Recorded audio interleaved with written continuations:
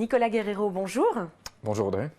Alors vous êtes avocat au barreau de Paris, vous êtes aussi vous-même diplômé de Sciences Po et de l'ESSEC et donc vous enseignez en classe préparatoire aux IEP et aux écoles de commerce et vous êtes aussi l'auteur de plusieurs ouvrages aux éditions Studirama. Tout à fait. Alors nous allons faire le point avec vous sur un thème on ne peut plus actuel qui est la dette. Alors qu'est-ce que vous pouvez dire aux étudiants qui nous regardent sur ce thème et notamment sur les relations qu'entretient la dette et la croissance? Alors évidemment, c'est une question qui est très d'actualité et je me permets de préciser que au milieu des années 2000, la question de la dette était une question qui était assez peu évoquée dans l'actualité. Il y avait eu le rapport Pebro en 2005, mais c'était plutôt des spécialistes qui s'intéressaient à ces questions-là. Et effectivement, depuis quelques années, j'allais dire, on ne parle que de ça et on n'entend que parler de cela lorsqu'on allume la télévision. D'abord, la France a choisi de lier son destin à l'Europe, et quand on regarde les traités de l'Union européenne, le traité sur le fonctionnement de l'Union européenne, l'article 126, paragraphe 1, nous dit que les États membres de l'Union européenne doivent éviter des déficits excessifs. Ça, c'est le premier élément. Le deuxième élément, c'est que, chacun le sait, en 2010, la Grèce a appelé à l'aide l'Union européenne parce qu'elle était dans une situation financière très dégradée et il y a eu un prêt de 110 milliards d'euros, 80 milliards l'Union européenne, 30 milliards le Fonds monétaire international, pour aider la Grèce à sortir de cette situation. De quoi s'agit-il ? D'abord, il faut distinguer un certain nombre de notions. Le déficit budgétaire, c'est dans le budget de l'État lorsque, sur une année, le solde est négatif, c'est-à-dire lorsqu'il y a plus de dépenses que de recettes. Quand on parle de déficit public, c'est qu'on comptabilise non pas seulement l'État, non pas seulement les finances de l'État, mais les finances de l'ensemble des administrations publiques, c'est-à-dire État, collectivités locales, administration de sécurité sociale. Et il est vrai que la place de l'État, la place financière de l'État est bien supérieure aux autres. Mais ce sont quand même deux notions différentes, parce que les collectivités locales et les administrations de sécurité sociale sont distinctes de l'État. Et ce qu'on appelle la dette publique, c'est l'ensemble des déficits passés qui n'ont pas encore été remboursés et qu'il va falloir encore rembourser. Et donc évidemment, chaque année, lorsqu'il y a un déficit plus important, eh bien, ça vient s'accumuler à la dette passée. Même si chaque année on la rembourse. Et donc évidemment la question effectivement qui se pose, c'est de savoir quel est le lien, quelles sont les relations, les rapports qu'entretiennent l'endettement public au sens large et la croissance économique. Et ce qui apparaît de manière assez frappante, c'est que l'endettement public présente une double nature. D'une part, il est vrai que l'endettement public peut être un moteur pour l'activité économique, mais d'autre part, il est vrai aussi que lorsqu'elle est trop importante, excessive, elle peut peser négativement sur le potentiel de croissance d'une économie et coûter des points de croissance, si je puis dire. Voilà un petit peu sa double nature. Alors c'est intéressant effectivement ce que vous nous dites, puisque généralement la dette, on en parle en termes négatifs, mais l'endettement et les dépenses publiques sont d'abord un moteur économique. Alors effectivement, quand on se tourne vers la théorie économique, l'histoire de la pensée économique, la pensée keynésienne nous enseigne que, effectivement, si on considère que la demande est le moteur de la croissance économique, et qu'on considère que l'État intervient légitimement dans l'économie et a pour effet notamment de stimuler la demande, le mécanisme qui est en place, c'est le mécanisme du multiplicateur keynésien. Le multiplicateur keynésien, très simplement, c'est que à partir d'un supplément d'investissement initial, lorsque la croissance effective, la croissance réelle, est inférieure à la croissance potentielle, c'est-à-dire dans l'hypothèse où tous les facteurs de production étaient utilisés, eh bien l'État intervient par des politiques contracycliques grâce à un multiplicateur keynésien qui permet par un investissement initial de stimuler l'activité et donc par vagues successives de permettre des suppléments d'activité économique. Et donc à la fin, l'activité économique, par cet effet démultiplié, est supérieure à l'investissement initial.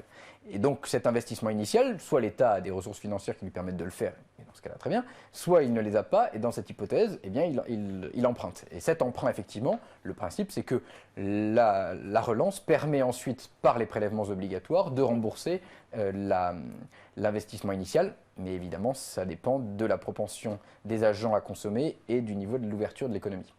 Donc ce qui est important, c'est de distinguer finalement deux types de dépenses. Alors effectivement, c'est ça la question centrale, c'est que en fait, quand on parle de dette et d'emprunt, il faut distinguer deux types de dépenses, les dépenses d'investissement et les dépenses de fonctionnement. Les dépenses de fonctionnement sont celles qui permettent le fonctionnement de l'économie, de l'administration chaque année.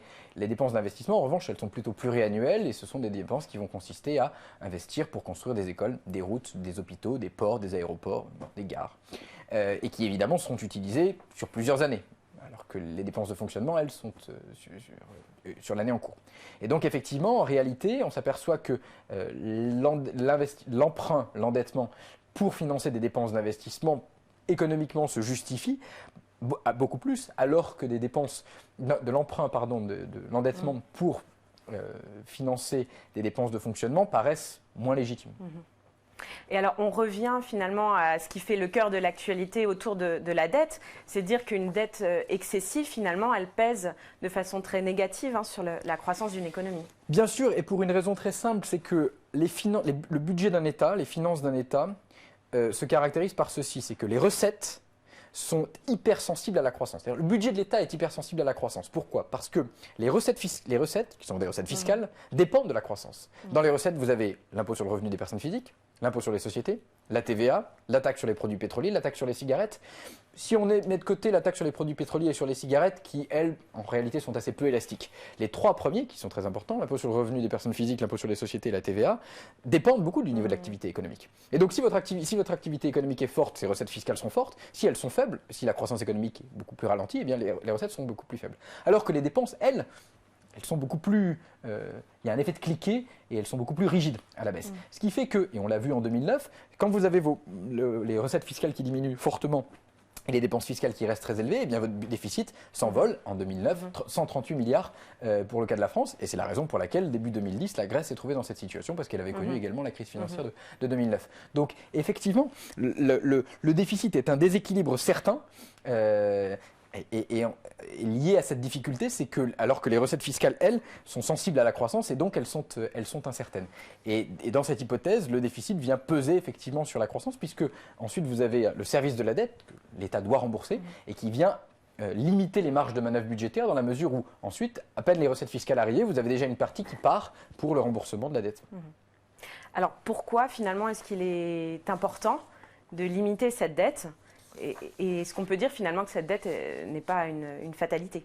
Alors, c'est évidemment une question très importante. L'autre problématique également, c'est que lorsque l'État est très endetté, d'abord, je l'ai dit, ça limite ses possibilités de marge de manœuvre budgétaire. C'est également que ça crée ce qu'on appelle l'effet d'éviction. C'est-à-dire que lorsqu'il va chercher sur les marchés financiers des ressources financières pour pouvoir financer ses politiques, eh bien, il va faire ce qu'on appelle l'effet d'éviction, c'est-à-dire qu'il va assécher les liquidités qui se trouvent sur le marché des capitaux, que les agents en capacité de financement viennent apporter et qui, en principe, ont vocation à aller financer les projets d'investissement des agents qui ont besoin de financement et qui sont le plus souvent les entreprises.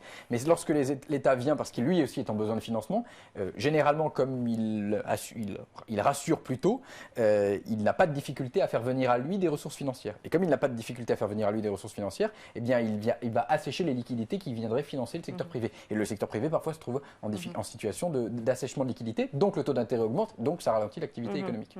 Et donc pour conclure, peut-être deux éléments. Le premier élément, c'est qu'il y avait un économiste allemand au 19e siècle, Adolf Wagner, qui avait théorisé l'idée que lorsque l'activité d'un État, plus l'activité d'un État se développe, plus le produit intérieur brut augmente, plus l'État aura tendance à augmenter son niveau de dépenses publiques. Ce qui plutôt est assez inquiétant et qui, d'une certaine manière, se vérifie dans le cas de la France, puisque en 1981, la dette publique représentait 20% du PIB, aujourd'hui 85% du PIB. Alors si on trace une droite, on s'aperçoit qu'on serait dans ce rythme-là à 140% dans 30 ans, ce qui paraît assez peu probable. Mais l'espoir est permis dans la mesure où plusieurs pays, notamment la Suède, notamment le Canada, plus précisément le Québec, ont mis en place des procédures, des démarches, des procédures d'assainissement des finances publiques et de gestion saine de leur budget, qui leur ont permis ensuite d'avoir un budget beaucoup plus assaini et d'accroître les marges de manœuvre budgétaires des États.